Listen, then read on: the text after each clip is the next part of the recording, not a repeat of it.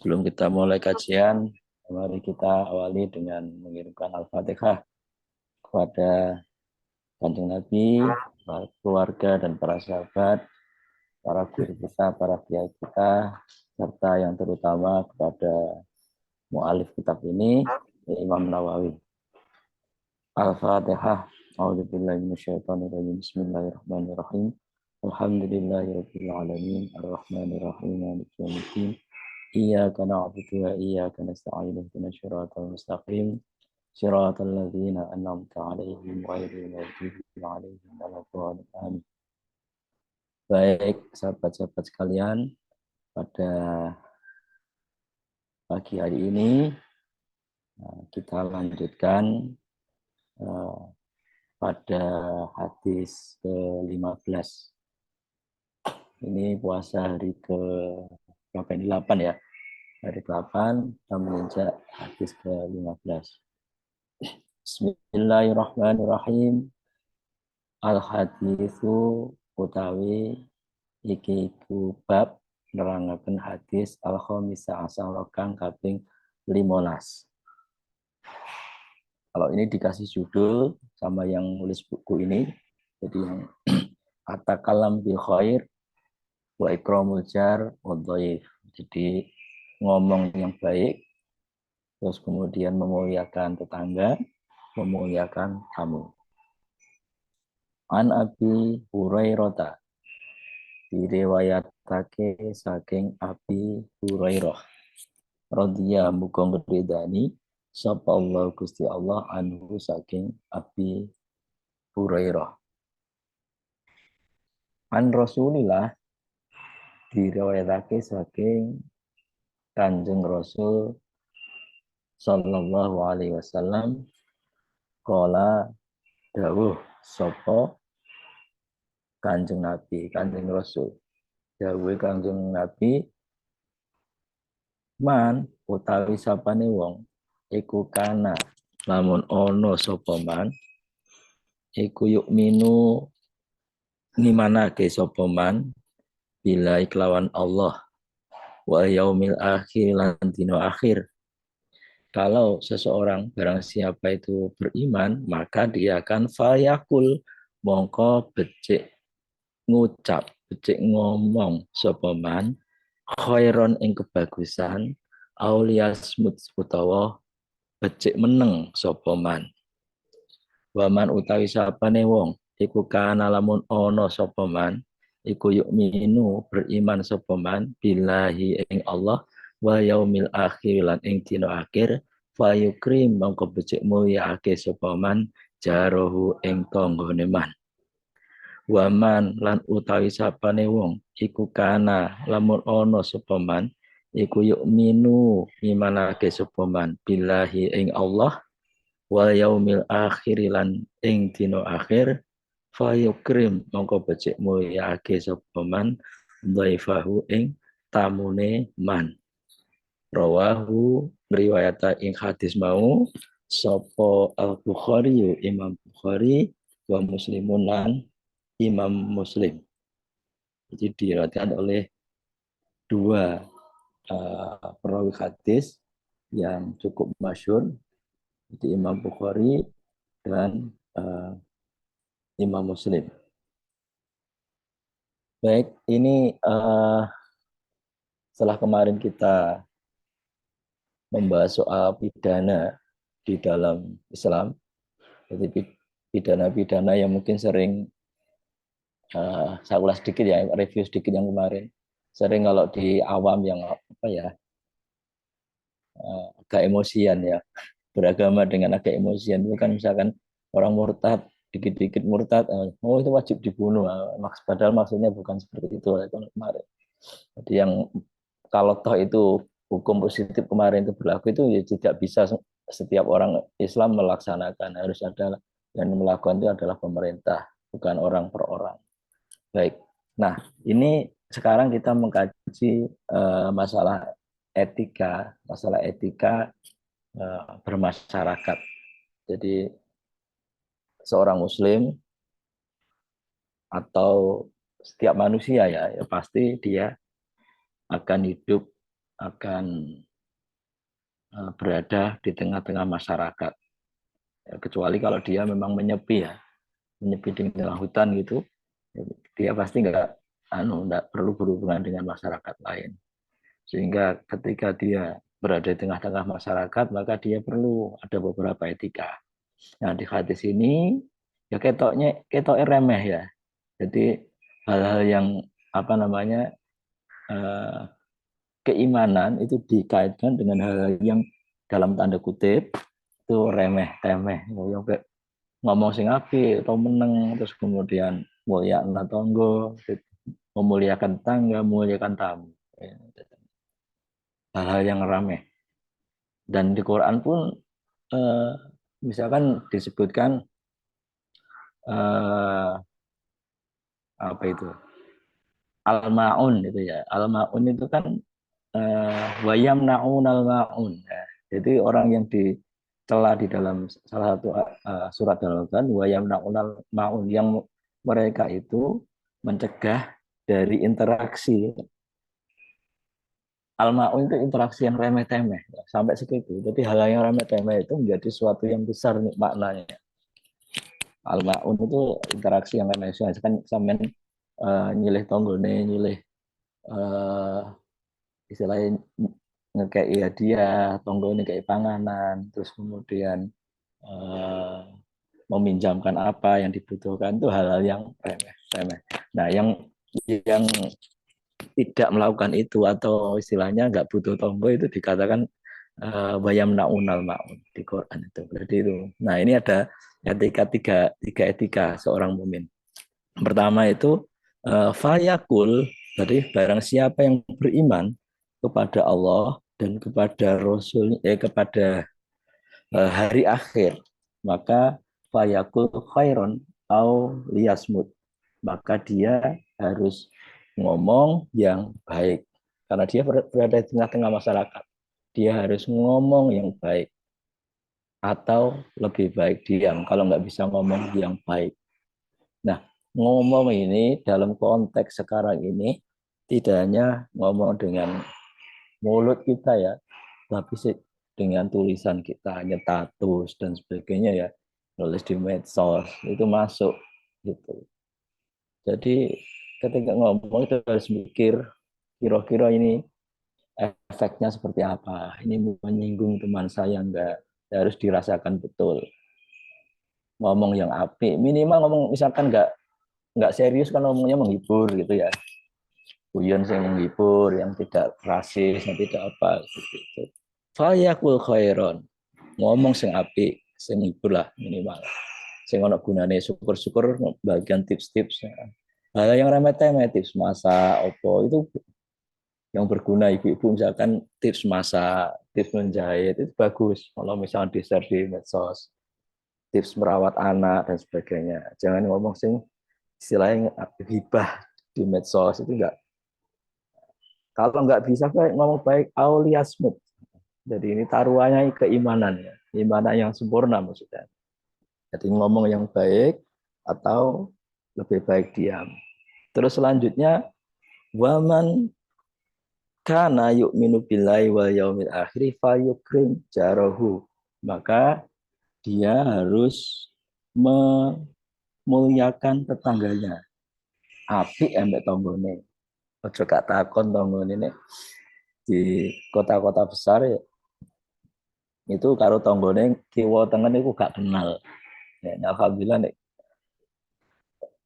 saya misalkan ya masih hidup di tengah tangga yang kita kenal ya kanan kiri depan itu kenal takok ya, seperti itu.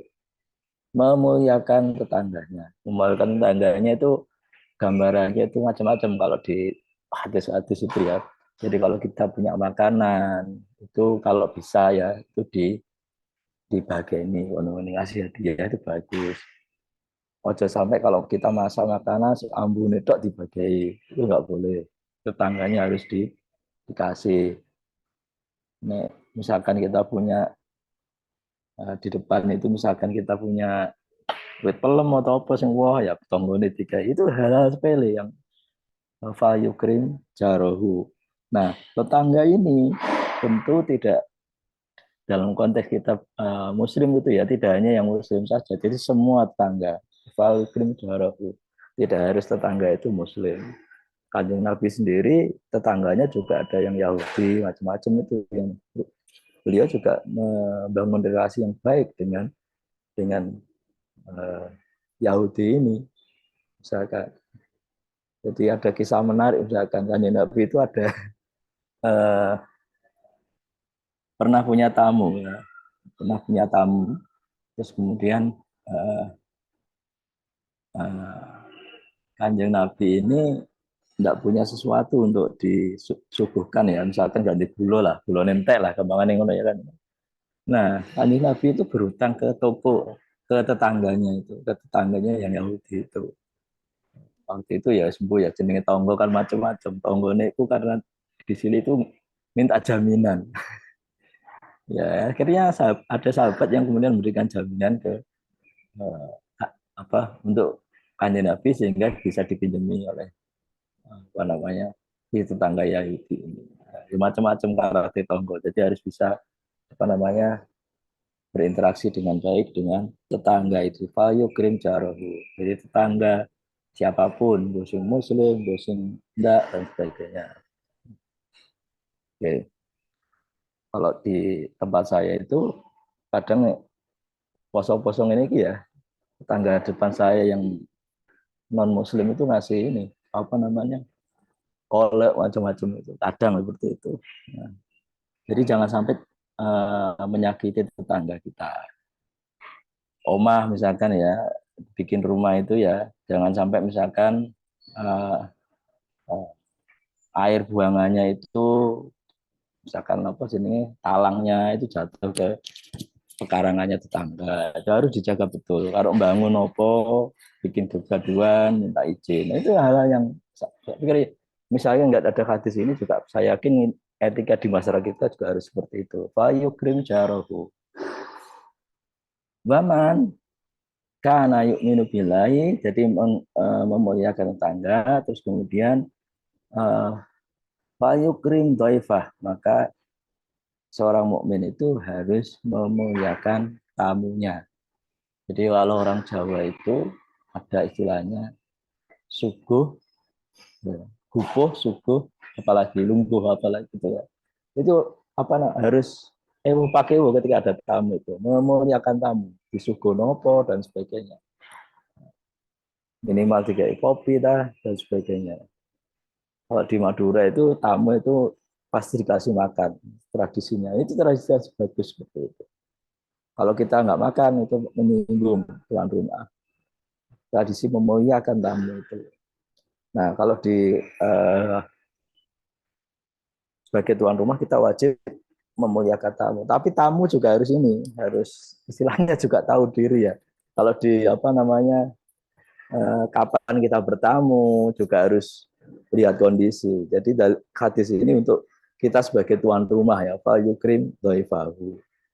Kalau kita sebagai tamu sendiri yang bertamu ke saudara kita, ke teman kita juga ada unggah-ungguhnya sendiri. Jadi harus kita bisa menempatkan apa hadis ini tepat sasaran.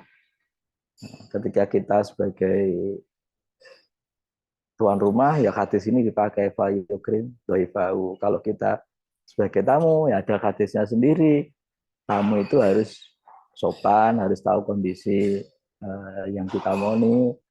Maksimal bertamu itu haknya tamu itu 3 hari. Nah, jadi jalan Islam itu 3 hari.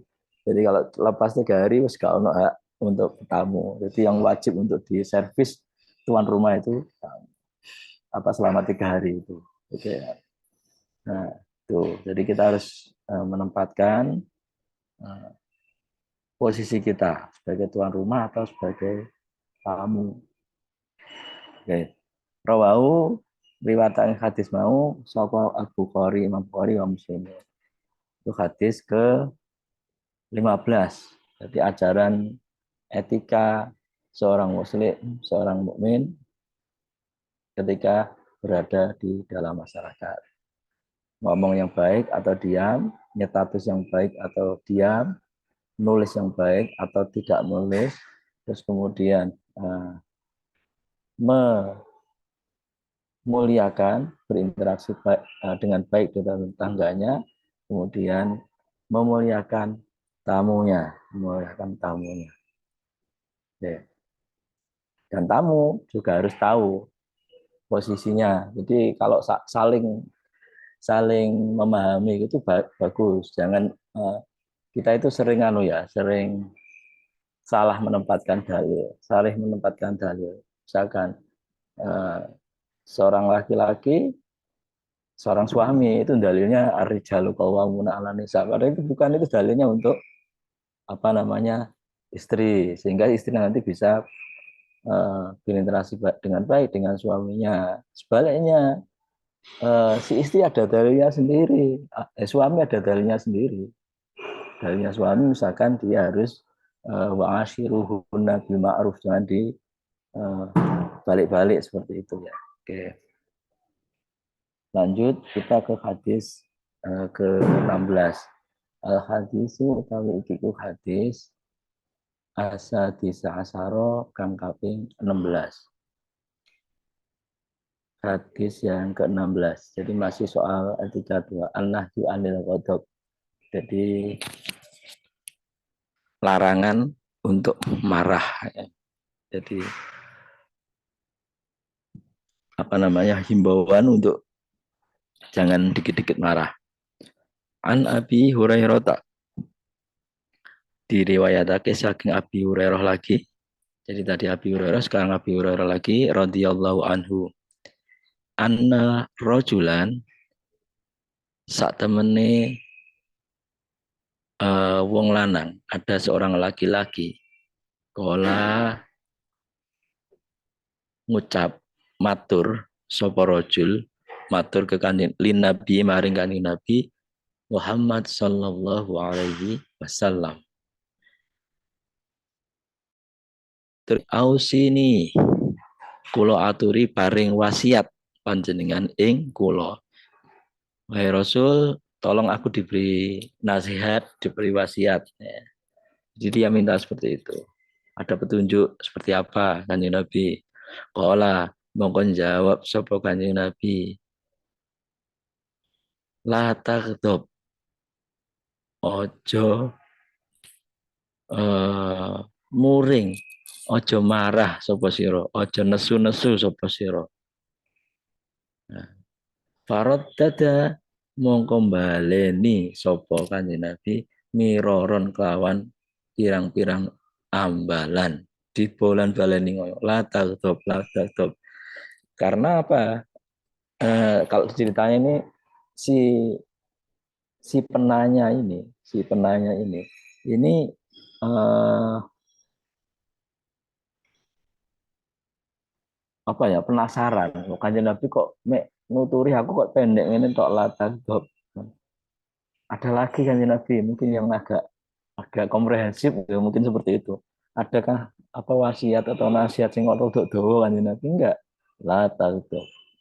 Latar dok. Mbuh ping pira beliau beliau eh, dawi si rojul ini, laki-laki ini berapa kali saya tidak dijelaskan, tapi itu bolak-balik seperti itu. Kola la tagdob, ojo muring-muring, ojo gampang muring-muring, seperti itu. Ya mungkin nggak tahu ya, si rojul ini, si laki-laki ini mungkin temperamental sehingga nasihatnya seperti itu. Kan Nabi kan gitu tuh, lihat menasihati orang tuh lihat kondisi yang dinasihati, dia konteksnya seperti apa, maka nasihatnya seperti apa. Ketika ada seorang apa namanya badui ya, seorang badui maksudnya orang yang apa namanya tidak terpelajar lah namanya, orang desa ya, orang-orang Arab sana tanya apa mau bertanya kepada kanjeng Nabi,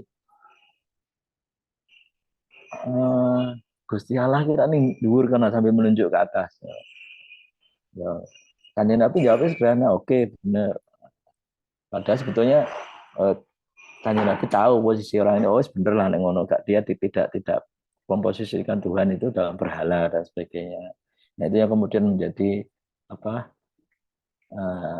hujah dari beberapa orang yang punya Tuhan itu ada di atas, padahal enggak seperti itu maksudnya. Nah, itu melihat posisinya. Lah, jangan marah, jangan marah dan seterusnya. Kita tahu marah itu kan apa namanya, kalau kalau kita sedang marah itu pasti tidak bisa berpikir dengan baik. Pasti tidak bisa berpikir dengan baik. Memutuskan segala sesuatu itu pasti akan salah nanti putusannya. Nanti menyesal kalau sampean eh, memutuskan sesuatu, ngomong sesuatu dengan marah. Salah ngomong, salah memutuskan sesuatu kalau lagi marah. Dan marah itu bisa dimanfaatkan oleh orang lain. Emosi kita itu bisa dimanfaatkan oleh orang lain. Maka penting kita menjaga emosi kita. Jangan mudah marah, jangan mudah marah.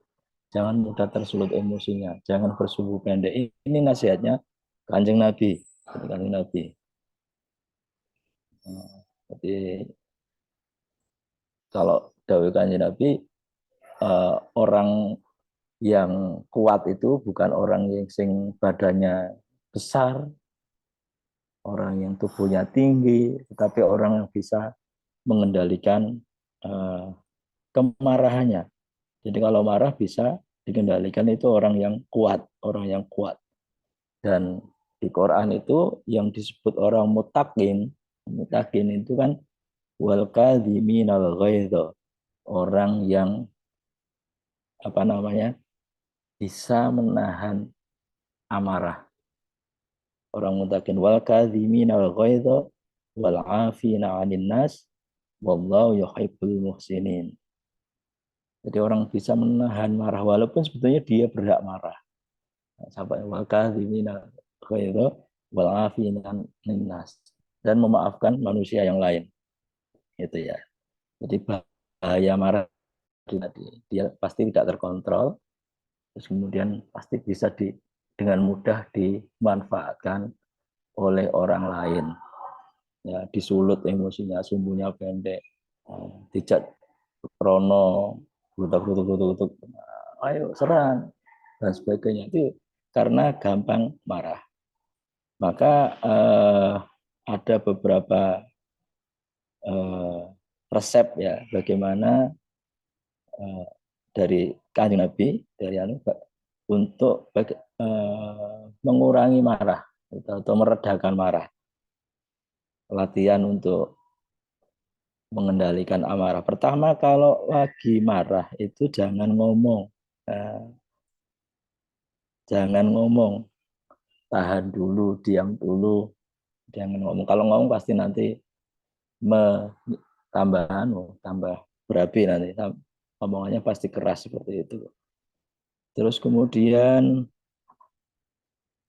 kalau di ini al isti'adzah billah. Jadi memohon apa ya? A'udzubillahi minasyaitonirrajim, itu yang diresepkan itu, karena marah itu pasti nanti digoda oleh syaitan.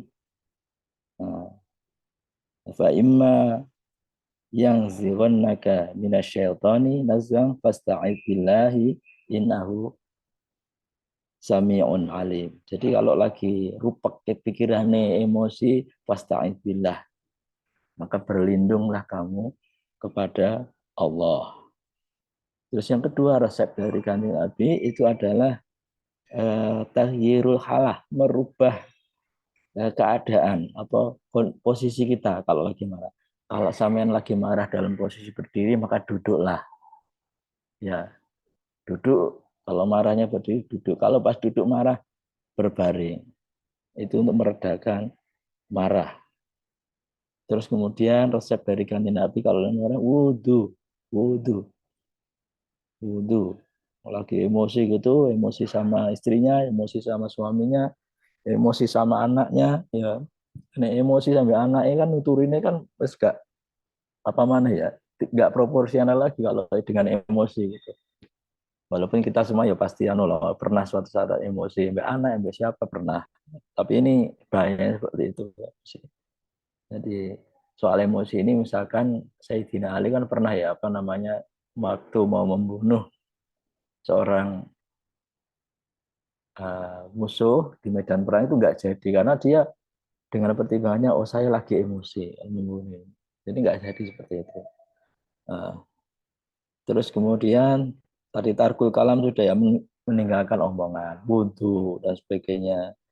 Terus kemudian kalau ada resep lain ya monggo di luar yang diresepkan kanjeng Nabi mungkin mujarab untuk mengendalikan amarah ya monggo seperti itu. Misalkan cara melatih emosi mancing atau apa kesabaran melatih kesabaran mancing monggo. Intinya la taghdab karena itu banyak mudharatnya. La taghdab. Nah, la taghdab. Jadi lalu bagaimana? Kan ada gitu. Kalau apa agama Allah diserang itu masa kita nggak boleh marah? Nah ini salah satu bentuk pancingan nih. Ngopo Kanjeng Nabi dina gak marah kan? Iya itu pancingannya untuk memancing marah itu. Nah, kita itu boleh di dalam apa ya istilahnya eh, marah di dalam hati itu boleh tapi pikiran harus tetap jernih itu gamanya. Tapi kalau sudah hati ini apa pikirannya ikut marah sesekali ya kita akan tindakan kita menjadi tidak terukur, tidak terukur. Nah, jadi ekspresi kita ketika melihat kemungkaran, oke kita di dalam hati harus oh nggak setuju, tapi nggak boleh marah. Kalau marah itu pasti tindakannya nggak terukur pasti dan bisa dimanfaatkan. Seperti itu ya. Jadi an-nahyu anil ghadab, la taghdab. Nah ini nasihat yang diulang-ulang oleh Kanjeng Nabi. Jadi betapa pentingnya kita menahan amarah. Kita lanjutkan hadis ke-17. Al-hadisu utawi iki ku hadis asabi'a asaro kang kaping 17. Jadi ini terkait dengan al-amru bil ihsan warifku bil hayawan. Al-amru bil ihsan perintah untuk melakukan kebaikan warifku bil hayawan berbelas kasih dengan hewan. An Abi Ya'la diriwayatake saking Abi Ya'la rupane Saddad ibni Ausin radhiyallahu anhu an Rasulillah saking Kanjeng Rasul Muhammad sallallahu alaihi wasallam kala dawuh sapa Kanjeng Rasul innallaha sak temene Gusti Allah iku kataba wis nulis sapa Allah atau majibake sapa Allah. Jadi kalau di Quran itu ada selain mewajibkan itu selain farodo itu atau itu ada kataba. Jadi, kalau ditulis kan lebih kukuh nanti wajib. Wajibake sapa Allah al ihsana ing ihsan berbuat baik berinteraksi dengan baik ala kulli sayin ing atase saben suwiji-wiji. Jadi Allah itu mewajibkan kita untuk berbuat baik kepada segala sesuatu. Pada segala sesuatu. Kita ihsan itu ya. Jadi kalau kita misalkan betapa Islam itu berihsan kepada sesuatu itu, misalkan ketika adab kita istinja, adab kita misalkan tidak kita berada di alam liar gitu ya, kita lagi pengen pipis atau yang lain, maka kita nggak boleh misalkan pipis itu di lubang yang ada hewannya karena mengganggu. Itu kan berihsan kepada makhluk Allah yang lain. Ono bolongan di samping ada bolongan ulo ya, kamu tiga sampai. Jadi nggak boleh buang air di lubang hewan itu. Lainnya yuyu, lainnya apa nggak boleh. Seperti itu. Terus kemudian buang air atau ya air kencing, BAB di bawah pohon rindang yang pohon itu sering digunakan untuk berteduh. Itu etika di dalam Islam. Jadi nggak boleh seperti itu. Terus kemudian kita tidak boleh buang air di air yang menggenang, yang diam. Ya kecuali apa kloset kita ya. Tapi kalau misalnya di alam bebas itu ada air yang tergenang terus kita buang air itu tidak boleh karena itu akan mengganggu. Mungkin ada uh, orang lain atau hewan lain yang memanfaatkan bisa terganggu. Apalagi kalau kita misalkan membuang racun di lingkungan kita pasti lebih tidak boleh lagi. Itu etika. Apa ihsan kepada segala sesuatu itu ajaran Islam. Faida qataltum mongko tetkalane mateni sapa sira kabeh. Maksudnya itu mateni dalam perang ya. Betul. Mau kan nggak boleh kan mateni. Sebenarnya faida qataltum maksudnya membunuh musuh di dalam kondisi perang. Itu maksudnya ini. Faksinu dan di dalam perang itu faksinu kita disuruh berbuat ihsan dalam membunuh itu dalam membunuh ketika perang alkit selata ing tingkah mateni dalam apa cara membunuhnya harus baik nggak boleh disiksa dulu dari kalau Kanjeng Nabi itu mengajarkan kalau perang itu nek mateni sih cepet kalau dalam sudut pakai pedang mungkin ya di bola saya nggak menjelaskan seperti itu tapi nggak dilarang misalkan dimutilasi dulu kakinya nggak boleh seperti itu walaupun itu kondisi perang disiksa dulu nggak boleh ya disiksa dulu nggak boleh itu ajaran Islam ketika perang atau kalau di Amerika itu pernah bikin apa metode waterboarding jadi di soi banyu atau di delep noneng banyu itu juga nggak boleh. Nek memang perang dalam kondisi perang wae mateni sing cepet nggak boleh disiksa seperti itu. Faiza qataltum mohon kotut kalaya mateni tingkah perang fasinu alkitlata. Terus ketika perang juga hukum yang diterapkan oleh Kanjeng Nabi nggak boleh membunuh anak-anak, tidak boleh membunuh wanita, tidak boleh membunuh orang tua dan sebagainya. Tidak boleh misalkan di perang itu merusak pohon. Itu aturan perangnya Kanjeng Nabi. Tidak boleh merusak pohon. Seperti itu. Nah, dia yang umat Muslim ini saya hampir-hampir nggak bisa meneladani itu. Apalagi membuang sampah di sungai seperti itu pasti terlarang. Ihsan tidak melanggar prinsip ihsan kepada segala sesuatu yang diajarkan oleh Kanjeng Nabi ini. Yang menerapkan nggak malah apa namanya negara lain yang mungkin notabene bukan Islam. Jepang misalkan bisa menerapkan seperti ini.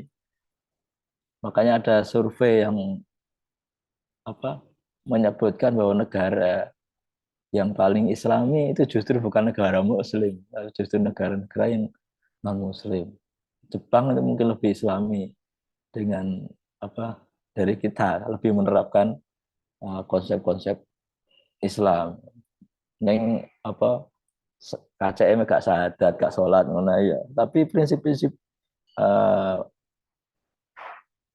berbuat ihsan terhadap segala sesuatu, terhadap sesama itu diterapkan betul di negara-negara yang lebih beradab lah, walaupun non Muslim seperti itu. Tahsinu al-kitab. Kemudian faida dabahtum. Kalau tadi kotaltum tadi membunuh di waktu perang, faida dabahtum mohon kotot kalane nyembelih sapa sira fa ahsinu mongko gawe api sapa sira kabeh azab hata ing sembelian ya.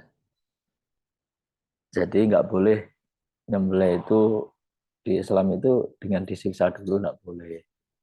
Jadi harus sembelih langsung dengan apa namanya dengan pisau yang setajam mungkin kalau menyembelih itu dengan pisau yang setajam mungkin. Jadi kalau sekali harus sekali tebas sekali apa iris ya di apa namanya lehernya itu harus memutus saluran makanan dan saluran nafasnya sehingga nggak lama-lama untuk uh, hewannya itu mati. Fasinu azabata. Jadi kalau saya sih nggak berani sih melakukan itu, takut salah juga. Jadi menyembelih itu harus cepat dengan apa pisau yang tajam, hewannya tidak tersiksa. Apalagi kalau ada yang uh, misalkan menyembelih anjing itu kan biasanya ya di apa namanya ditaruh di gelangsing, kalau saya lihat itu ya dipukuli dulu. Nah, itu pasti tidak melanggar prinsip ihsan kepada hewan ini. Jadi vaksinu azib hata. Jadi kita disuruh untuk memperbaiki sembelihannya dengan cara yang islami. Jadi kalau bukan di apa ya, tidak juga di apa, tapi tidak juga di apa di semaput no, kalau istilah semaputnya itu nggak boleh di semapono sih ya, kalau dia kan dicuning apa apa itu di barat itu ya, dicuning itu nggak boleh. Nah, kemudian kalau di soal sembelihan ini, kalau berburu itu boleh berburu, misalkan berburu eh, kijang atau apa ya di tengah hutan, kemudian dipanah itu terus kemudian mati, itu boleh dikonsumsi ya seperti itu dengan kemudian mati ya, itu bisa, itu termasuk adzibah. Wal yuhidda, ini kelanjutan dari menyembelih tadi. Wa yuhidda lan uh, becek apa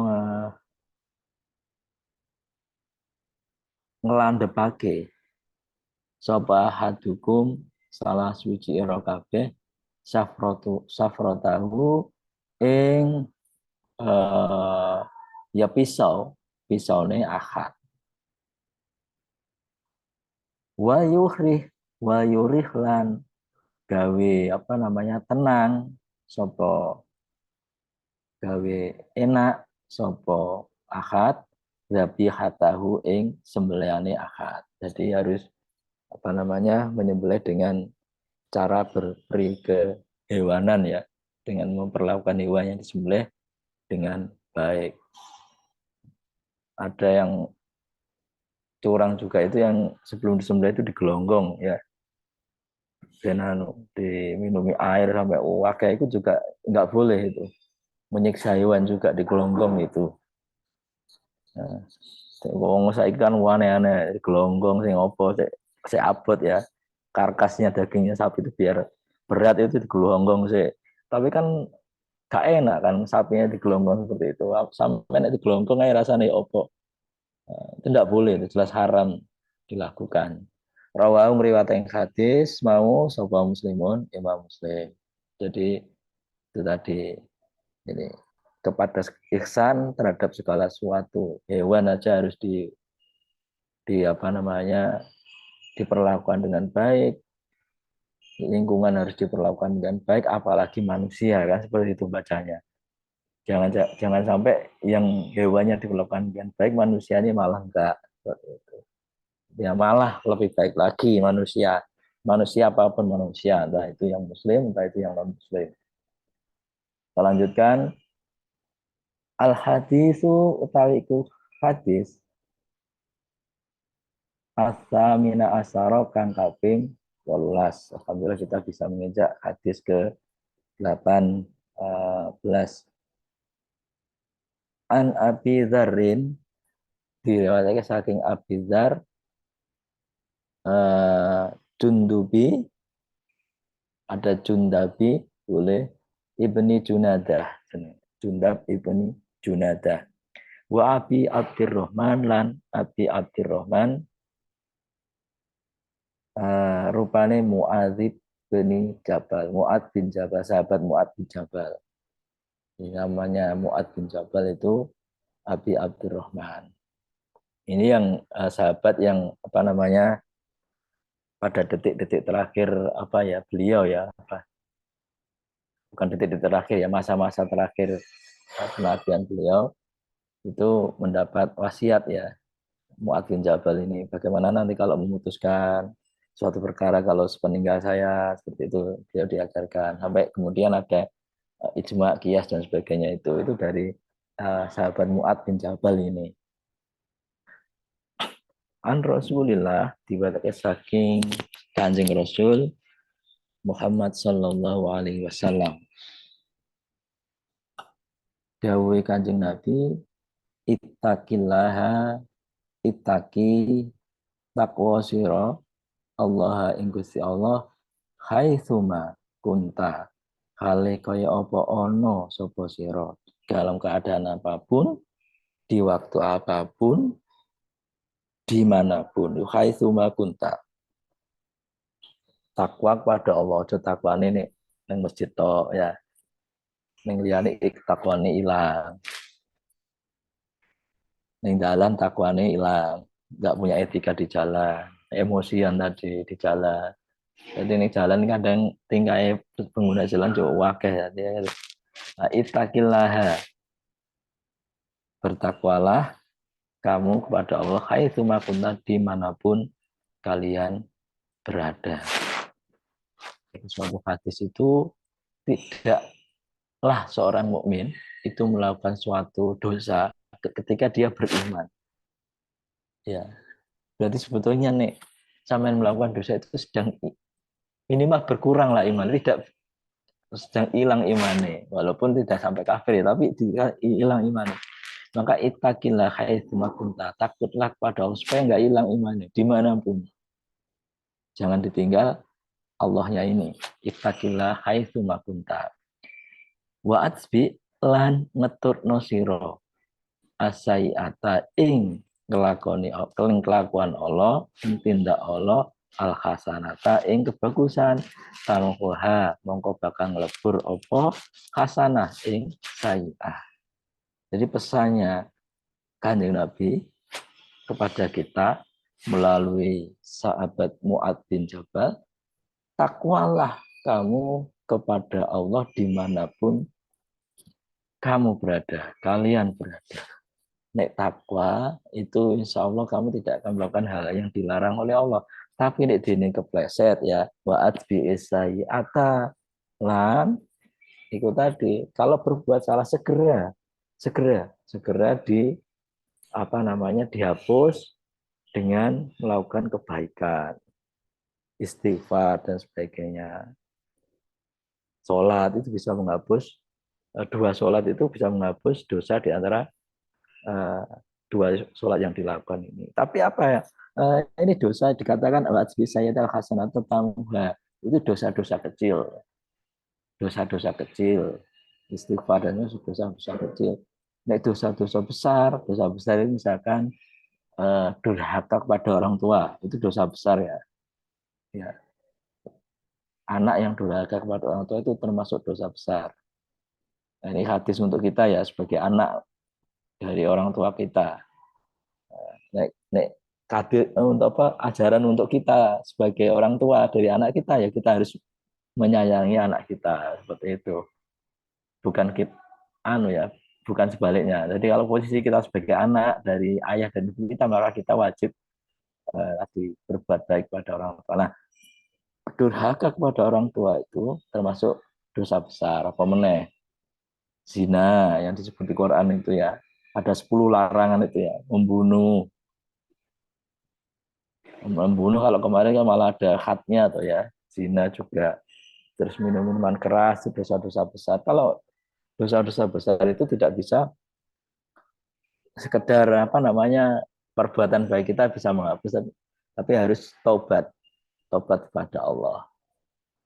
Nah, terus kemudian ada lagi dosa yang berkaitan dengan manusia lain.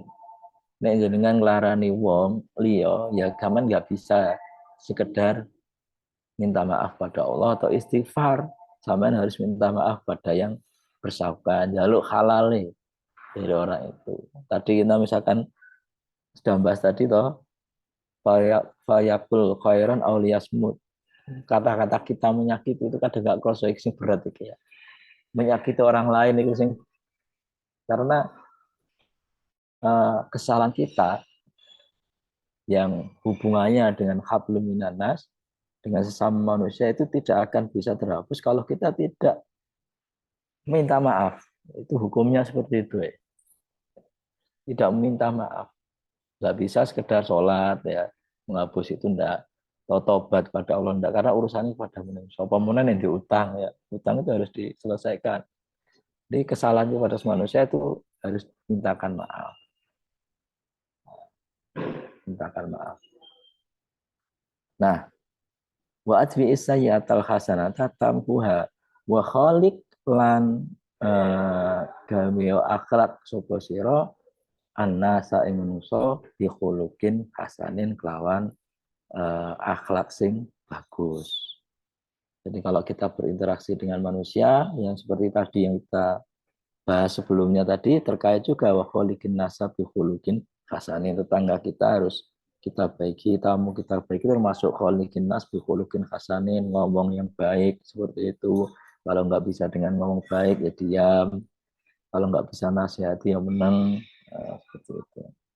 Rawahu riwayat yang hadis mau sapa Tirmidzi Imam Tirmidzi wa qala lan dawuh sapa Tirmidzi haditsun hasanun utawi hadisku hadis hasan. Wa fi ba'din nusahi lan iku tetep ing dalem sebagian naskah, pira-pira naskah hasanun sahihun, hadisku hasan tur sahih. Al-Fatihah. A'udzubillahi minasyaitonir rajim. Bismillahirrahmanirrahim. Iya karena itu iya baik, itu tadi sahabat-sahabat sekalian, kita sudah alhamdulillah bisa menuntaskan sampai hadis ke